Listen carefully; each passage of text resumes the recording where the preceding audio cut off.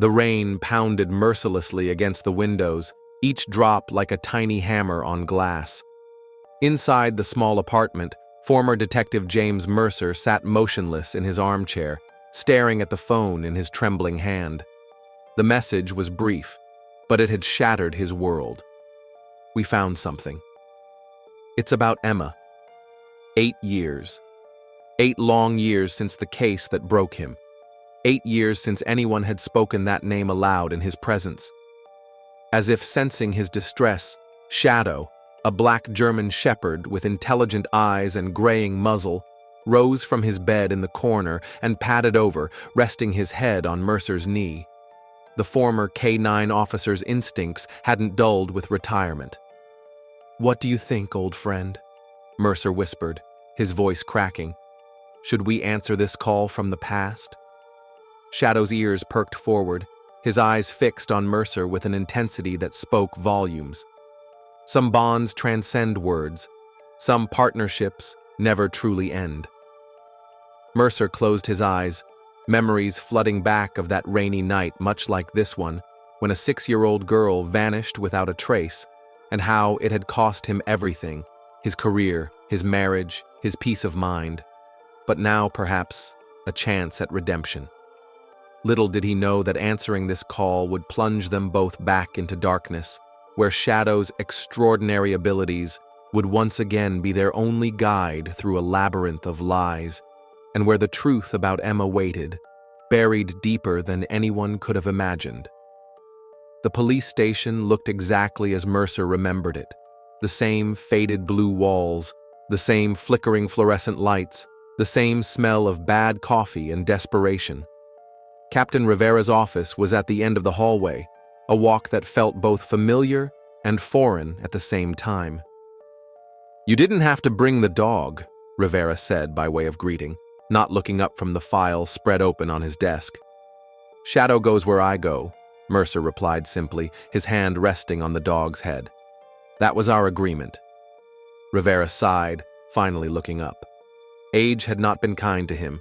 Deep lines etched his face, and his once black hair was now mostly gray. "Fair enough. You two were always a package deal. Why am I here, Frank?" "Your message mentioned Emma." The captain pushed a photograph across the desk. "This was taken 3 days ago at a gas station in Rockfield County, about 2 hours north." Mercer's hand trembled as he picked up the grainy security camera image. The young teenage girl in the photo had her head down, a baseball cap pulled low over her face, but there was something about the way she stood, the curve of her cheek. "DNA?" Mercer asked, his voice barely audible. "Nothing yet, but there's this." Rivera slid another photo across. This one showed the girl's wrist, visible for just a moment as she reached for something. There, just barely discernible, was a small birthmark shaped like a crescent moon, just like Emma's. Shadow whined softly, pressing closer to Mercer's leg. "The case was never officially closed," Rivera continued, "but you know as well as I do that after 3 years with no leads, Emma Wade was presumed dead," Mercer finished, the word bitter on his tongue. "I remember the memorial service. I remember her parents' faces. We need you on this, James. You knew this case better than anyone. You and Shadow were our best team." Mercer's jaw tightened. "Were. Past tense. We're retired now." "Are you?" Rivera challenged. "Or are you just hiding? Because that dog still has the same alert posture he had 8 years ago, and you—" He leaned forward. "You still have that look in your eyes. The one that says you never stopped hunting." Shadow's ears pricked forward at the tension in the room, his body subtly shifting to a more attentive stance. Mercer stared at the photo, at the ghostly image of what might be Emma Wade, 8 years older than when she disappeared. "What makes you think she's alive after all this time? And why now?" "Because whoever took her made a mistake." Rivera pulled out another file. 3 days ago, a man named Gabriel Sutton was brought in on a routine traffic stop. His ID was flagged in our system. Petty crimes, nothing major. but when they searched his car, they found this. He placed a small pink backpack on the desk. It was dirty, worn by time, but unmistakable, the same backpack Emma had been carrying the day she vanished. Shadow's reaction was immediate. He lurched forward, nose working furiously, a low whine building in his throat. "He remembers," Mercer whispered, astonished. "After all this time, he remembers her scent." Rivera nodded. "Sutton claims he found it abandoned in the woods near Rockfield, says he had no idea it belonged to a missing child." "And you believe him?" "I don't know what to believe. But I do know this. Sutton posted bail yesterday morning, and by afternoon he was gone. Apartment cleared out, phone disconnected. He's running." Mercer felt a familiar tension coiling in his chest, the beginning of the hunt. "What about the girl in the gas station?" "Local police did a sweep, but no sign of her. If it is Emma, she disappeared again." Shadow was still fixated on the backpack, his body vibrating with intensity. "What do you need from us?" Mercer asked, already knowing the answer. Rivera's expression softened slightly. "One last mission, James. For Emma. For closure. Whether she's alive or not. You and Shadow were the best we had. I need that team back, just one more time." Mercer looked down at Shadow, at the loyal partner who had followed him into retirement, who had been there through the nightmares, the drinking, the long silent nights when the failures of the past seemed to echo endlessly. "What do you think, boy? One more hunt?" Shadow's response was immediate, a soft bark, tail raised, eyes bright with purpose. "I'll take that as a yes," Mercer said, a ghost of a smile crossing his weathered face for the first time in years. "Where do we start?" The motel in Rockfield County was exactly the kind of place Mercer expected. Cheap, anonymous, and populated by people who didn't ask questions. Perfect for a man on the run. "Room 14, the clerk had said after Mercer flashed his old badge, not mentioning it was expired. "Checked in 3 days ago, paid cash, keeps to himself." Now, Mercer stood outside the door, Shadow at his side. The dog's body language had changed the moment they'd arrived. Alert, focused, his nose working constantly. "You smell something, don't you?" Mercer murmured. After 8 years together, he could read Shadow's signals as clearly as written words. The dog wasn't just picking up Sutton's scent, there was something else. Mercer knocked. No answer. He knocked again, harder this time. "Sutton, open up. I just want to talk." Silence. With a glance around to ensure no one was watching, Mercer pulled out a small pick set, a relic from his detective days he probably shouldn't have kept, and made quick work of the lock. The room was empty, but not clean. Fast food wrappers littered a small table. The bed was unmade. A duffel bag lay open on the floor, clothes spilling out as if someone had left in a hurry. Shadow moved immediately to the bathroom door, scratching at it insistently. "What is it, boy?" Mercer asked, approaching cautiously. His hand instinctively reached for a service weapon that wasn't there anymore. He pushed the door open slowly. The bathroom was empty, but on the counter sat a hairbrush with long strands of dark hair caught in the bristles, hair that looked like it could belong to a teenage girl.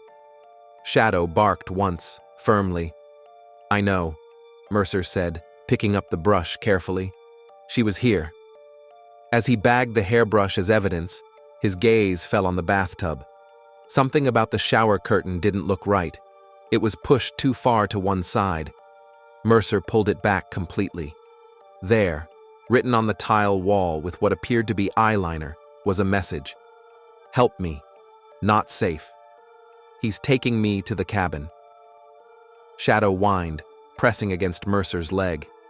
"Good boy," Mercer said, his voice tight with emotion. "She's alive, Shadow. Emma's alive."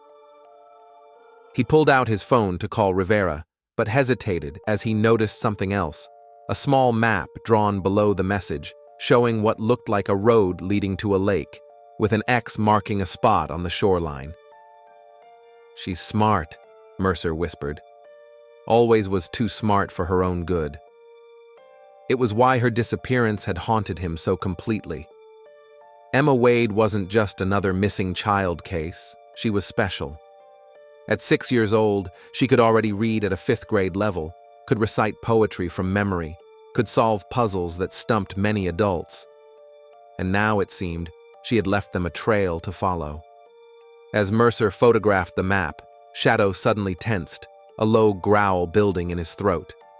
"What is it?" Mercer turned, following the dog's gaze. The motel room door, which he had closed behind them, was now slightly ajar. They weren't alone. Mercer signaled Shadow to be silent, years of training kicking in automatically. The dog immediately quieted, though his body remained rigid, ready to spring into action. They moved in perfect sync toward the door, Mercer stepping lightly despite his age, Shadow's paws making no sound on the thin carpet. With one quick motion, Mercer yanked the door fully open. A young man stumbled back, startled. He couldn't have been more than 25, with nervous eyes and a too thin frame. Not Sutton, based on the description Rivera had given. "Who are you?" Mercer demanded, Shadow at his side, a low warning growl rumbling from the dog's chest. I just cleaned the rooms," the young man stammered, holding up a stack of towels as evidence. But his eyes darted past Mercer to the bathroom, betraying his lie. In one swift movement, Mercer had him against the wall, forearm across his throat. "Try again. You're too interested in that bathroom." "Please," the young man gasped. "He'll kill me if he knows I talked to you." "Who? Sutton?" The man nodded frantically. "I just do what he says. Deliver food, watch the girl sometimes. I never hurt her, I swear." Shadow circled them, eyes never leaving the young man's face. "Where is she now?" Mercer pressed harder. "Where's Emma?" "The cabin, like she wrote, by Lake Morrison. But you don't understand. It's not just Sutton. There are others, important people. They've been keeping her all these years." "Why? What do they want with her?" The young man shook his head. "I don't know everything, but she's special. She can see things, know things. They use her to predict stuff. Stock markets, elections, I don't know. All I know is they pay a lot to keep her hidden." Shadow suddenly barked, head snapping toward the window. A second later, tires screeched in the parking lot. Mercer released the young man and moved to the window, peering out cautiously. A black SUV had pulled up, 2 men in dark suits stepping out. "They found us," the young man whispered, panic in his voice. "They always find us." "Who are they?" "The people Sutton works for. Please, you have to help me. I can show you where Emma is, but we need to go now." Mercer hesitated only a moment before making his decision. "Shadow, guard," he commanded, pointing at the young man. The dog immediately moved into position, eyes fixed on their new companion. "What's your name?" "Tyler." "Well, Tyler, if you're lying to me..." He left the threat unfinished. "I'm not. I want out of this just as much as she does." Tyler's eyes darted to the window. "There's a back exit through the laundry room." As they slipped out the back of the motel, Mercer heard car doors slamming, followed by heavy footsteps. Shadow moved silently beside him, occasionally glancing back at Tyler with suspicious eyes. "My truck's around the corner," Mercer whispered. "Once we're clear, you're going to tell me everything you know about who has Emma and why, and if I even think you're holding back." "I won't," Tyler promised. "But you should know. Emma's not the same little girl you're remembering. 8 years is a long time." "What does that mean?" Tyler's expression darkened. "It means sometimes I wonder if she's the prisoner, or if we are." Lake Morrison glittered under the afternoon sun, deceptively peaceful. The cabin sat nestled among pine trees on the eastern shore, just where Emma's crude map had indicated. From their vantage point on a ridge overlooking the property, Mercer studied it through binoculars. "One guard on the porch," he noted. "Another patrolling the perimeter, both armed." Shadow lay beside him, completely still yet somehow vibrating with anticipation. The dog hadn't taken his eyes off the cabin since they'd arrived. "He knows she's in there," Tyler said, watching Shadow's intense focus. "They have some kind of connection, don't they?" Mercer nodded. Shadow was there the day she disappeared. He tracked her scent for miles before losing it at a river crossing. Never seen him so determined.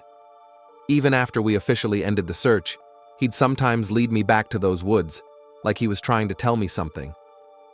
"And now here you are," Tyler said quietly. "Here we are," Mercer agreed, turning to look at the young man. "Now tell me what I'm walking into. You said there are others. How many people are we dealing with?" Tyler shifted uncomfortably. "Sutton's in charge of security. Him and maybe 4 others. They rotate shifts. But the real boss rarely comes here. They call him the director. I've only seen him twice." "And what exactly does Emma do for them?" Tyler hesitated. "It's going to sound crazy. Try me. She predicts things with scary accuracy. They give her questions, problems to solve. Sometimes it's financial data, sometimes photographs of people or places. She studies them, goes into this sort of trance, and then just knows things." "Knows what things?" Mercer pressed. "Stock market shifts, election outcomes, where to find people who don't want to be found." Tyler's voice dropped. "They made millions when she predicted the tech crash last year, weeks before it happened." Mercer's expression remained neutral, but his mind was racing. Emma had always been exceptionally bright, with an intuitive grasp of patterns and systems beyond her years, but this sounded like something else entirely. "And you believe she can actually do this?" Tyler nodded solemnly. "I've seen it. At first I thought they were manipulating her somehow, feeding her information. But after a while, there's no explanation. She just knows." Shadow suddenly tensed, a low growl emanating from deep in his chest. "What is it, boy?" Mercer asked, scanning the area with his binoculars again. Then he saw it, a third guard, previously hidden, emerging from the trees behind the cabin. But there was something else that caught his attention. A young girl stepping onto the back porch, her dark hair blowing in the gentle lake breeze. Even from this distance, he recognized her. "Emma," he whispered. Shadow's growl intensified, but Mercer realized it wasn't directed at the cabin. The dog was looking behind them. He turned just in time to see Tyler raising a rock, poised to strike. "I'm sorry," Tyler said, his voice breaking. "They said they'd kill my sister if I didn't lead you here." Shadow launched himself at Tyler before Mercer could react, knocking the young man to the ground. Not attacking, but restraining, just as he'd been trained. "They've been watching us the whole time," Tyler gasped, no longer struggling under Shadow's weight. "But I couldn't go through with it. I couldn't let them hurt you, not after seeing how much you care about finding her." "Who's watching us?" Mercer demanded. As if in answer, a twig snapped in the forest behind them. Shadow's head whipped around, teeth bared. "We need to move," Tyler urged. "Now. The director himself is coming. He wants to meet Emma's famous detective, the one she never stopped talking about." Mercer's heart skipped a beat. "She remembered me? She said you promised to find her. Said you never break your promises." Tyler met his gaze. Was she right? Before Mercer could answer, Shadow suddenly bolted, racing down the ridge toward the cabin. "Shadow, stay!" Mercer called, but it was too late. The dog was following his instincts, or something more. And then Mercer saw why. Emma had spotted them from the porch and was now running toward the lake, with one of the guards in pursuit. "She's making a break for it," Tyler said, scrambling to his feet. "She must have known we were coming." Without hesitation, Mercer charged down the hill after his partner. 8 years of regret and guilt propelled him forward, making him faster than a man his age had any right to be. Shadow was already halfway to Emma, a black streak against the green landscape. The pursuing guard raised his weapon, but hesitated, unwilling to fire with the girl so close. That hesitation was all Shadow needed. The aging K9 launched himself at the guard with the full force of his training, taking the man down in one coordinated attack. Emma stumbled to a halt at the lake's edge, turning back just as Mercer reached her. For a moment, they simply stared at each other, the detective who had never stopped searching and the girl who had never stopped hoping. She wasn't 6 anymore. At 14, Emma Wade stood tall and thin, her face holding traces of the child she had been alongside, glimpses of the woman she would become. Her eyes, though. Her eyes were older than her years, filled with a knowledge no child should possess. "You came," she said finally, her voice steady. "I knew you would." "I promised, didn't I?" Mercer replied, his own voice thick with emotion. A shout from the cabin reminded them of their predicament. 2 more guards were running toward them, and in the distance, the sound of approaching vehicles echoed through the trees. "We need to go," Mercer said, turning to call Shadow. The dog had neutralized the first guard and was now racing back to them, his duty done. "No," Emma said firmly. "We can't run. That's what they expect." "Emma, these people are dangerous." "I know exactly how dangerous they are," she interrupted. "I've lived with them for 8 years, and I know what they're going to do next." There was something in her voice that made Mercer pause, the same certainty Tyler had described. "What do you mean?" Emma's eyes met his, calm and clear despite the chaos unfolding around them. "The director is already here. He's been watching us this whole time. And in exactly 47 seconds, he's going to order his men to stand down." "Why would he do that?" "Because I have something he wants," Emma replied. "Something more valuable than my predictions." Shadow reached them, positioning himself protectively between Emma and the approaching guards. But just as the K9 prepared to defend them again, a sharp whistle cut through the air. The guards immediately froze in place. "Remarkable timing," said a smooth voice from the tree line. "She's always so precise." A tall man in an impeccable suit stepped into view, his silver hair catching the sunlight. Despite his age, somewhere in his 60s, he moved with the confidence of a much younger man. "Detective Mercer," he said, extending his hand as if they were meeting at a business lunch rather than a standoff. "The director. I've heard so much about you." Shadow growled, but Emma placed a calming hand on the dog's head. "It's okay, boy," she murmured. "This is what I saw happening."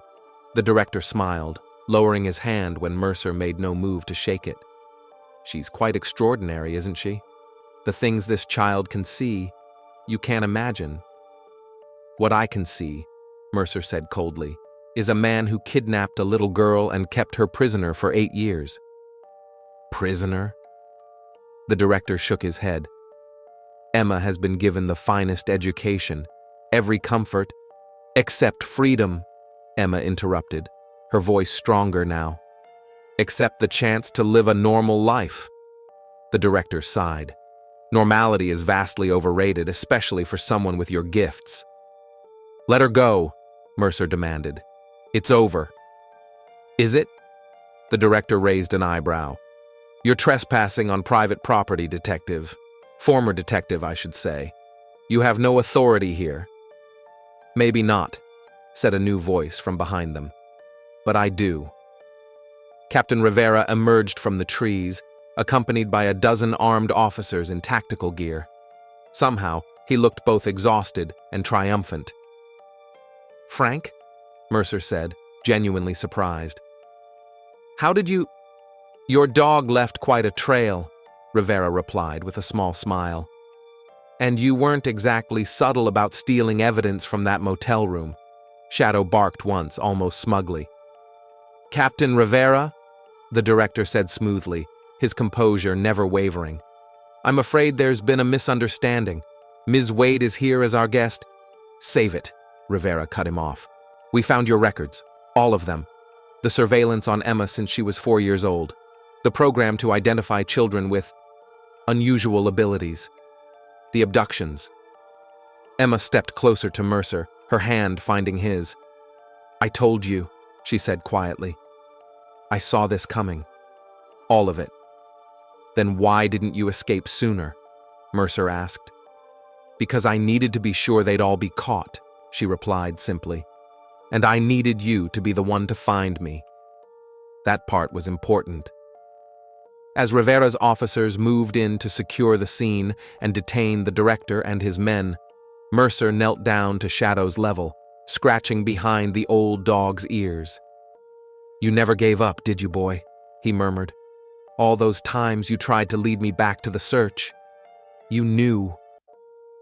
Shadow licked his face once, then turned to Emma, pressing his graying muzzle against her hand. "He remembers me," Emma said, her voice breaking for the first time. "After all this time."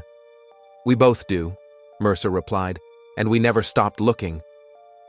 6 months later, Mercer sat on his porch watching Shadow chase butterflies in the front yard with more energy than the old dog had shown in years. The German shepherd moved with a renewed purpose, his stride stronger, his eyes brighter. The screen door opened behind him, and Emma stepped out, holding 2 glasses of lemonade. "He looks happy," she said, handing Mercer a glass before sitting beside him. "We both are," Mercer replied. "Having a purpose again helps." After the events at Lake Morrison, Rivera had offered Mercer his old job back. He'd declined. That chapter was closed. Instead, he'd established a small foundation dedicated to finding missing children, with Emma as its first success story, and now its most valuable consultant. Her abilities, whatever their true nature, were being used on her terms now. No more captivity, no more exploitation. Just a girl with an extraordinary gift, choosing to help others because she could. "Mom called," Emma said, referring to her foster mother, Sarah, who had taken Emma in after her biological parents had moved away, unable to cope with their grief.